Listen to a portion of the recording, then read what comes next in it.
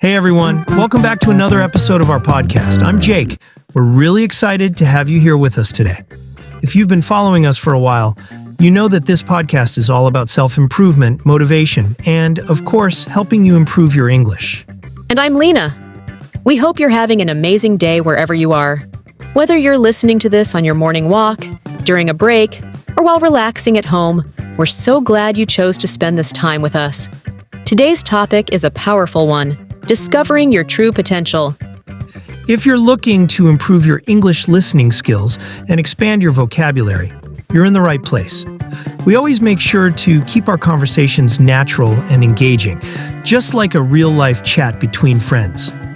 So by the end of this episode, you won't just learn new words, you'll also gain some valuable insights into personal growth. Stick with us till the end, and we promise you'll feel more confident in your English abilities. Not only that, but today's topic might just give you that extra motivation you need to take action in your life. So if you're ready, let's jump right into it. Absolutely. We don't want to waste a second, so let's get started. Jake, have you ever felt like you weren't reaching your full potential? Like you knew you could do more, but something was holding you back? I think a lot of people feel that way, but don't always know what's stopping them. Oh, definitely. There were times when I felt stuck, like I could do more but didn't know how. It was frustrating because I had the motivation, but I wasn't sure what steps to take. I would look at other people succeeding and wonder, why can't I figure this out? Same here. I think we all go through that at some point. It's easy to get caught up in self-doubt, especially when you see others making progress faster than you. But I realized that discovering your true potential is a journey, not a one-time event. That's a great way to put it. People often think they have to find their purpose overnight, but in reality, it takes time. The more you explore and challenge yourself, the clearer things become. So, what helped you unlock your potential? Was there a moment when everything just clicked for you? Or was it more of a gradual process? It was definitely gradual. For a long time, I felt lost, but then I started noticing small patterns. The more I pushed myself, the more confident I became. That's so true. Confidence isn't something you either have or don't have. It grows with every little step you take. And the best part is, once you start seeing progress, you get addicted to growth. Exactly. And that's why self-improvement is a lifelong journey. There's always something new to learn and new ways to grow. Well, first, I stopped comparing myself to others. It's easy to look at successful people and feel like you're not doing enough.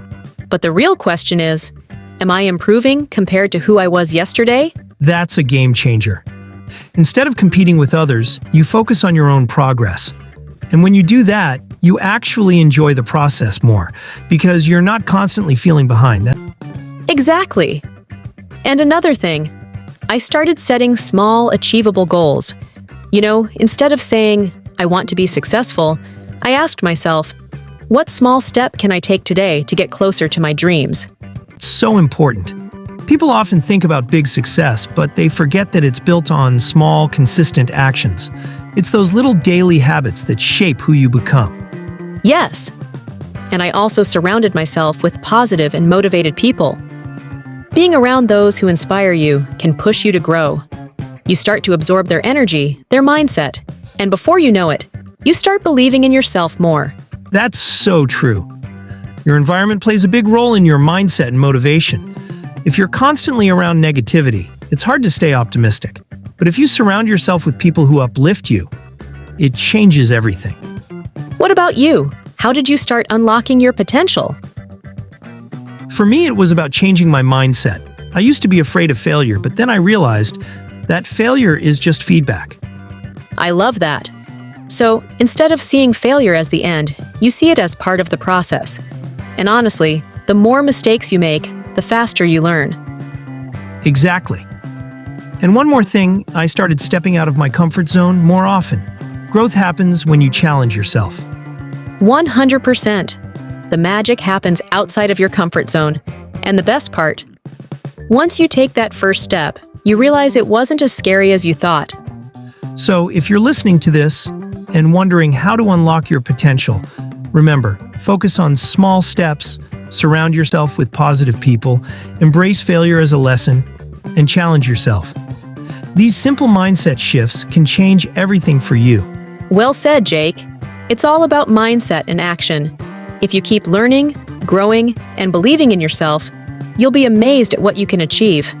Jake, do you remember a time when you set a goal and really worked hard to achieve it? Because I think a lot of people set goals, but they don't always follow through. They start off excited, but then life gets in the way, motivation fades, and before they know it, they're back to square one. It's something we've all experienced, and I think understanding why it happens is the first step to overcoming it. What's a goal you've worked hard for, and what did that journey look like for you? Oh, absolutely. One of the biggest goals I ever set was learning a new language, and let me tell you, it was not easy. At first, it felt overwhelming because there was so much to learn. New vocabulary, grammar rules, pronunciation, and even understanding native speakers was a challenge. I remember feeling frustrated because no matter how much I studied, I still made mistakes, and it felt like I wasn't improving fast enough. But then I realized that success wasn't about talent. It was about consistency. That's such an important point. People often think that if they're not naturally good at something, they'll never be good at it. But the truth is, every skill, whether it's learning a language, starting a business, or getting fit, comes down to daily effort. When I was trying to improve my public speaking skills, I was terrified at first. The thought of standing in front of people and speaking made me so nervous that I wanted to avoid it altogether. But I knew that if I kept running away from it, I would never grow. So I made a plan, practiced every day, and little by little, I became more confident. Exactly. That's why setting goals the right way is so important. If your goal is too vague, like I want to be successful, it's hard to stay motivated because you don't have a clear direction. But if you say, I will practice speaking English for 20 minutes every day, now that's a goal you can actually achieve. The clearer your goal, the easier it is to take action. Right. A great way to set goals is to use the SMART method: specific, measurable, achievable, relevant, and time-bound. Instead of saying, I want to get fit, a SMART goal would be, I will work out for 30 minutes, 5 times a week for the next 3 months. When you break your goals into clear steps, you don't feel overwhelmed. It's all about creating small habits that lead to big results. Absolutely. And another thing that really helps is writing your goals down. Studies show that people who write their goals are much more likely to achieve them. It's like making a promise to yourself. When you see your goal written down, it becomes real. And if you review it regularly, it keeps you focused and motivated. Jake, let me ask you something. Have you ever felt like 24 hours in a day just isn't enough? Like, no matter how much you plan, you always end up running out of time? I know I have felt that way so many times, and it can be incredibly frustrating. Sometimes, I wonder if I'm just bad at managing time, or if there's something I'm missing. It always feels like there's a never-ending list of things to do, and I don't know where to start. Oh, absolutely. I think we all feel that way sometimes. I remember when I was trying to balance work, learning a new skill, and still making time for friends and family. It felt impossible. I was always busy, but I wasn't actually making progress. That's when I realized that time management isn't about doing more things, it's about doing the right things. It's like filling a jar with big rocks first, then adding the smaller pebbles and sand later. It's all about prioritization. If you start with the small tasks, you run out of space for the important ones. Exactly. People often confuse being busy with being productive. Just because your schedule is full doesn't mean you're using your time wisely. It's like running on a treadmill. You're moving, but you're not actually getting anywhere. You can work for 10 hours straight, but if you're not focusing on the right tasks, you're just exhausting yourself. I've learned that without clear priorities, even the busiest days can feel empty. Well, the first thing I did was track my time. I wrote down everything I did in a day, from checking emails to watching Netflix. And I was shocked. I realized I was spending way too much time on things that didn't really matter. That moment of realization was a wake-up call. I had to take control of how I used my hours.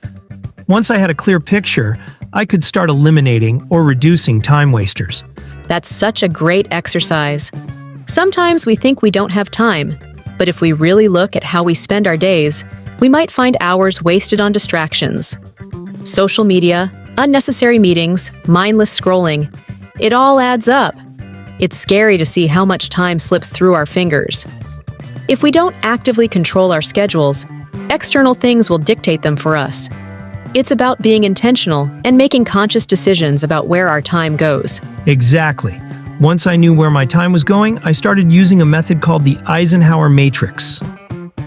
It helps you separate tasks into 4 categories: urgent and important, important but not urgent, urgent but not important, and neither urgent nor important. It completely changed the way I worked.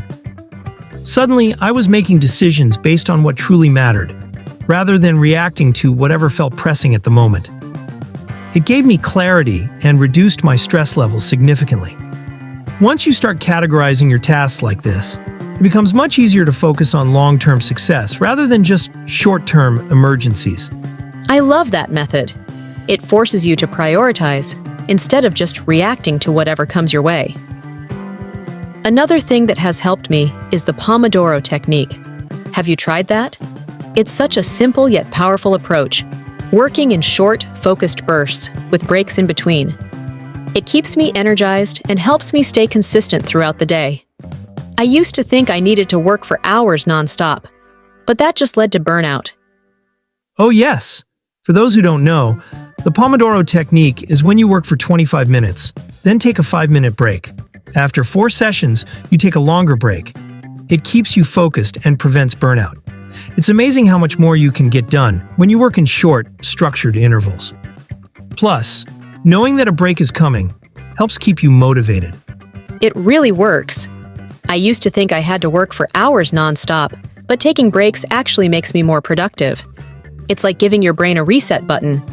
I also find that using a timer helps me stay accountable. It turns work into a kind of game, making it more engaging and less overwhelming. Now, we want to hear from you. What's one step you can take today to unlock your potential? Think about it and let us know in the comments. Even a small action can make a big difference. And don't forget to check out the playlist in the description for more helpful episodes. We've covered so many topics that can help you grow, from time management to overcoming negative cycles. Make sure to explore them. If you enjoyed this episode, make sure to like this video and subscribe to our channel.